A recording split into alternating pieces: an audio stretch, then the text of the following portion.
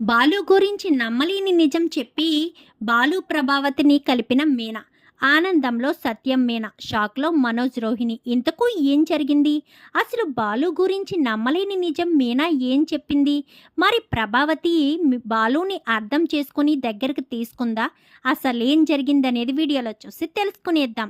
గుండె నిండా గుడిగంటలు అప్కమింగ్ ఎపిసోడ్స్లో ఏం జరగబోతుందో ముందుగా తెలుసుకోవాలి అనుకుంటే వీడియోని లైక్ చేయండి, ఛానల్ని సబ్స్క్రైబ్ చేసుకోండి, పక్కనే ఉన్న బెల్ సింబల్లో ఆల్ పై క్లిక్ చేయండి. ఇలా చేయడం వల్ల అందరికంటే ముందుగా చూడవచ్చు. మొత్తం మీరు చూసుకున్నట్లయితే ఇంకా పోలీస్ స్టేషన్లో ఉన్న తర్వాత బాలునైతే కొడుతూ ఉంటారు. మరుసటి రోజు ఉదయాన్నే ఆ విషయం తెలుసుకున్న మీనా బాలు కోసం పోలీస్ స్టేషన్కి వెళ్ళేసరికి ఇంకా మీనాను కూడా తప్పుగా మాట్లాడడంతో ఇంకా బాలుకైతే చాలా కోపం వస్తుంది. ఇంకా ఇన్స్పెక్టర్ మీద చెయ్యి ఎత్తబోయే సమయానికి రంగా సత్యం ఇద్దరు కూడా వస్తారు. అసలు ఏం జరిగింది ఇన్స్పెక్టర్ గారు, మా వాడు ఏం తప్పు చేశాడు అని చెప్పానుగానే మందు తీసుకువెళ్తూ అడ్డంగా దొరికిపోయాడు. అది తెలిసి మేము స్టేషన్కి తీసుకొస్తే చాలా తప్పుగా మాట్లాడుతున్నారు అని చెప్పనేసరికి, లేదు నాన్న, వీళ్ళు అబద్ధం చెప్తున్నారు. రాజేష్ కేవలం గ్రేప్స్ అని మాత్రమే ఆ బాక్సులు పెట్టించుకున్నాడు, అందులో మందు ఎవరు పెట్టారో మాకు తెలీదు అని చెప్పనేసరికి, సరేనండి మేము ఫైన్ కడతాం, వాళ్ళను వదిలేయండి అని చెప్పనేసరికి ఇంకా రంగా ఫైన్ కట్టడంతో ఇంకా రాజేష్ని మీనాని ఇటు బాలుని ముగ్గురిని కూడా వదిలిపెడతారు. ఇంకా ఇంటికి వచ్చేస్తారు. ఇంకా ఇంటికి వచ్చేసిన తర్వాత ఇంట్లోకి రావడానికి వీల్లేదు అంటూ ప్రభావతి మాట్లాడుతుంది. వాడు ఎందుకు ఇంట్లోకి రాకూడదు అని చెప్పనగానే, వాడు తప్పు చేశాడు, అందుకనే కదా పోలీస్ స్టేషన్లో పెట్టి కుమ్మేశారని చెప్పనేసరికి, వాడేం తప్పు చేయలేదు, రాజేష్ ఏదో తప్పుగా వేరే వాళ్ళు కావాలని ఇరికిస్తే రాజేష్ని విడిపించడానికి బాలుగాడు వెళ్ళాడే తప్ప బాలుగాడు ఏ తప్పు చేయలేదు. అయినా నా భర్త ఎందుకు తప్పు చేస్తారు అత్తయ్య? చీటికి మాటికి నా భర్త తప్పు చేశారు, పోలీస్ స్టేషన్లో ఉన్నారు, నష్టజాతకుడు అంటూ మాట్లాడతారేంటి అని చెప్పనేసరికి, నష్టజాతకుడు కాకపోతే ఆడేమన్నా అదృష్ట జాతకుడా ఏంటి? వాడు ఎప్పుడు ఇంట్లో ఉన్నా కానీ ఏదో ఒక కష్టాలు వస్తూనే ఉంటాయి, ఏదో ఒక ప్రమాదం జరుగుతూనే ఉంది. ఇప్పుడు నీతో జీవితాన్ని పంచుకున్నాడు, మీ ఇద్దరూ సంతోషంగా ఉందామనుకున్నప్పుడు వాడు స్టేషన్లోకి వెళ్ళాడు. వాడు జాతకమే దురదృష్టం, వాడు మళ్ళీ ఇంట్లో అడుగు పెట్టాడే అనుకో, ఇంకా నా కొడుకుకి పెళ్లి జరగదు అని చెప్పనేసరికి, ఏంటత్తయ్య మాట్లాడితే కొడుకు కొడుకు అంటారు, మరి ఈయన మీ కొడుకు కాదా అని చెప్పాను. కానీ ఈడు నా కొడుకు కాదు, వీడు ఎప్పుడో చచ్చిపోయాడు అని చెప్పనేసరికి, చాలా తప్పుగా మాట్లాడుతున్నారు అత్తయ్య, ఎప్పుడు కూడా మిమ్మల్ని ఎదిరించి మాట్లాడిందే లేదు, అవసరాన్ని బట్టి అవకాశాన్ని బట్టి మీరు మాట్లాడతారేమో, మేము ఎప్పుడు ఒకేలా మాట్లాడతాము అని చెప్పనేసరికి, ఏంటి పోలుపిల్ల, ఏంటి నోరు ఎక్కువ చేసి మాట్లాడుతున్నావు అని చెప్పాను. కానీ ఎవరు ఎక్కువ చేసి మాట్లాడుతున్నారు అత్తయ్య, ఎవరిని తక్కువ చేసి మాట్లాడుతున్నారు? మీరే నా భర్తను తప్పు పడుతున్నారు కాబట్టే నేను మీరు మాట్లాడేదాన్ని తట్టుకోలేకపోతున్నాను అని చెప్పనేసరికి, ఏంటి వీడు నా కొడుకు పుట్టగానే, వీడు పుట్టడంతోటే నా భర్తకు యాక్సిడెంట్ జరిగింది, అలా జరిగి వీడిని దూరం పెడితే వీడు 5 సంవత్సరాలు ఉన్నప్పుడే నా పెద్ద కొడుకుని మింగేశాడు, వీడు ఎక్కడికి వెళ్తే అక్కడే దురదృష్టం వీడు వెంట వస్తుంది, ఇప్పుడు వీడు ఇంట్లోకి వచ్చాడనుకో నా మనోజ్ పెళ్ళి కూడా జరగదు అని చెప్పనేసరికి, ఏంటత్తయ్య అసలు ఏం మాట్లాడుతున్నారు? మామయ్య గారికి అప్పుడు చిన్న యాక్సిడెంట్తో వదిలిపోయింది నా భర్త పుట్టడం వల్లే అని మీరు అనుకోవచ్చు కదా. తప్పుగా మాట్లాడితే ఏదైనా తప్పుగానే ఉంటుంది, మీరు అర్థం చేసుకునే విధానం బట్టి ఉంటుంది. నా భర్త పుట్టడం వల్లే మామయ్య గారికి ప్రాణాపాయ పరిస్థితి నుంచి తొందరగా కోలుకున్నారని అనుకోవచ్చు. మీరు 5 సంవత్సరాలప్పుడు నా భర్త చంపేశారు అంటున్నారు కదా, మీరు చూసారా లేక చూసిన వాళ్ళు చెప్పారా? ఎవరు చెప్తే మీరు నమ్మారు అని చెప్పాను. కానీ నా మనోజ్ చెప్తే నమ్మాను, బావగారు చెప్తే మీరు నమ్మారు, ఆయనే అబద్ధం చెప్పారని మీరెందుకు అనుకోకూడదు అని చెప్పనేసరికి, నా కొడుకు ఎందుకు అబద్ధం చెప్తాడు?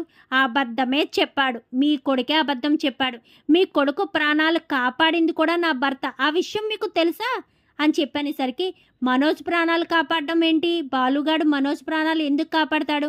అవును ప్రభావతి, నిజమే, మీనా చెప్పేది నిజమే, మనోజ్ ప్రాణాలు కాపాడింది బాలుయే, ఆ విషయం నీకు తెలియదు. మనోజ్ గారు కూడా నీకు ఆ విషయం చెప్పలేదు, ఎందుకో తెలుసా?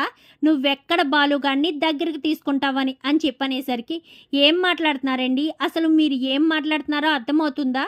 ఈ బాలుగాడిని ఇంట్లోకి రానివ్వడం కోసం మీరు ఇవన్నీ కావాలని చెప్తున్నారు కదా అని చెప్పనేసరికి, బాలుని ఇంట్లోకి రానివ్వాలని ఇవన్నీ కావాలని చెప్పవలసిన అవసరం లేదు ప్రభావతి, ఈ ఇంట్లో ఉండే హక్కు అధికారం అన్నీ బాలుగాడికి మాత్రమే ఉన్నాయి, మనోజ్ గాడికి లేనే లేవు.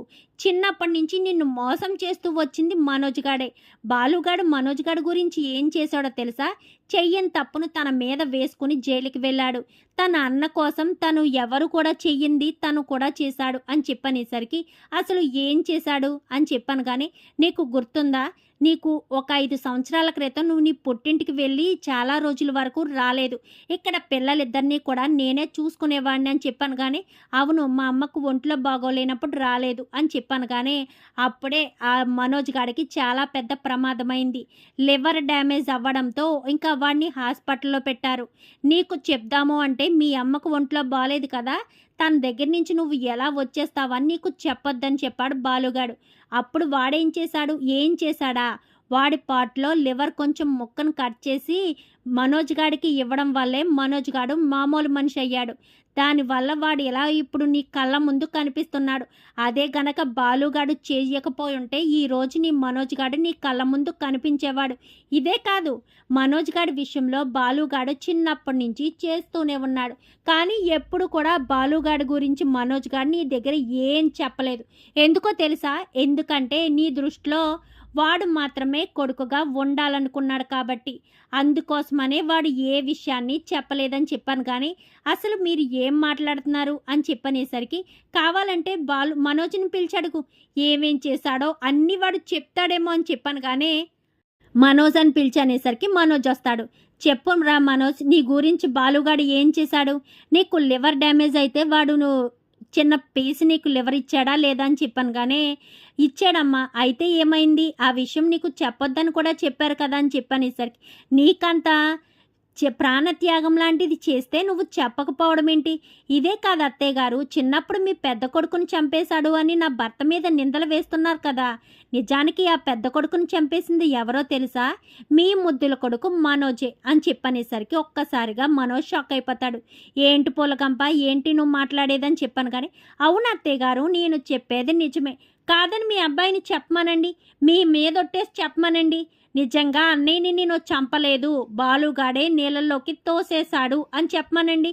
చెప్పలేడు. ఎందుకంటే మనస్సాక్షి ఉన్న ఎవ్వరు కూడా చెప్పలేడు. ఎందుకంటే ఆ రోజు నీళ్ళల్లోకి తోసేసింది మీ పెద్ద కొడుకు, ముద్దుల కొడుకు మనోజే కాబట్టి అని చెప్పనేసరికి ఒక్కసారిగా ప్రభావతి షాక్ అయిపోతుంది. ఏంట్రా మనోజ్, ఏంటి వీళ్ళు చెప్పేయన్నీ నిజాలేనా అని చెప్పాను కానీ, అది అమ్మ నేను అన్నయ్యని అని చెప్పనేసరికి, చెప్పు అని చెప్పి ఇంకా సత్యం చెప్పడంతో, చెప్తాను నాన్న, ఆ రోజు అన్నయ్య ఆల్రెడీ ఈతలో నేర్చుకుంటున్నాడు కదా అని చెప్పేసి నేనే అన్నయ్యని నీళ్ళల్లోకి తోసేశాను. కానీ అక్కడ నీళ్లు ఫ్లోటింగ్ ఎక్కువ ఉండడంతో అన్నయ్య ఈత కొట్టలేకపోయాడు. అప్పుడు వాడు వెళ్ళిపోతుంటే బాలుగాడు కాపాడడానికి ఎంతగానో ప్రయత్నించాడు. నేనే ఆ పని చేశాను అని నీకు చెప్తే నువ్వు నన్ను ఎక్కడ జైలుకి పంపిస్తావోనని, ఆల్రెడీ బాలుగాడిని ఎలాగా దూరం పెట్టావు కాబట్టి జైలుకి పంపేసినా ఎటువంటి ఇబ్బంది ఉండదని నేను చేసిన తప్పుని బాలుగాడి మీదకి నెట్టేశాను. అది నువ్వు నమ్మి బాలుగాడిని జైల్లో పెట్టించావు అని చెప్పి మనోజ్ చెప్పేసరికి ఒక్కసారిగా ప్రభావతి అయితే గుండెలు పగిలేలా ఏడుస్తూ ఉంటుంది. ఇంకక్కడికక్కడే కుప్పకూలిపోతుంది. ఇంక అలా చూస్తూ ఉంటాడు మనోజ్ అయితే.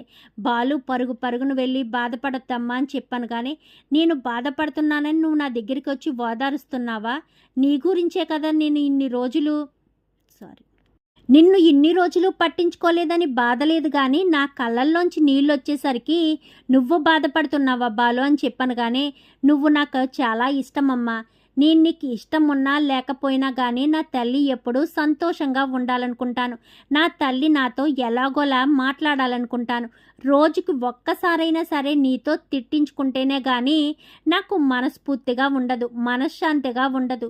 నువ్వు ఏదోకటి నన్ను అనాలి అంటేనే నేను మా అమ్మతో మాట్లాడాను, మా అమ్మ నాతో మాట్లాడింది అని నేను ఎంతగానో సంతోషపడతాను అని చెప్పి బాలు చెప్పేసరికి ఒక్కసారిగా ప్రభావతి అయితే బాలుని పట్టుకుని ఎంతగానో ఏడుస్తూ ఉంటుంది. బాధపడకు ప్రభావతి, జరిగినయేయో జరిగిపోయింది. ఇప్పటికైనా బాలుగాడిని అర్థం చేసుకో. ఎవరు ఎక్కడ ఉండాలో, ఎవరిని ఎక్కడ ఉంచాలో కూడా తెలుసుకని చెప్పాను కానీ, చాలా పెద్ద తప్పు చేశానండి బాలు విషయంలో. బాలుని ఎప్పుడూ కడుపు నిండా భోజనం పెట్టింది లేదు, తిన్నావా అని అడిగింది లేదు, మనస్ఫూర్తిగా మాట్లాడింది లేదు. నన్ను క్షమించు బాలు అంటూ ప్రభావతి అయితే బాలుని క్షమాపణ కోరుతుంది. మొత్తానికైతే బాలు గుండె పగిలే నిజం తెలుసుకుని బాలునైతే దగ్గర చేసుకుంటుంది ప్రభావతి. చూద్దాం రాబోయే ఎపిసోడ్స్లో ఇలాగే జరగాలని. మీరు కూడా కోరుకుంటే వీడియో నచ్చితే లైక్ చేయండి, ఛానల్ని సబ్స్క్రైబ్ చేసుకోండి, పక్కనే ఉన్న బెల్ సింబల్లో ఆల్ పై క్లిక్ చేయండి. ఇలా చేయడం వల్ల అందరికంటే ముందుగా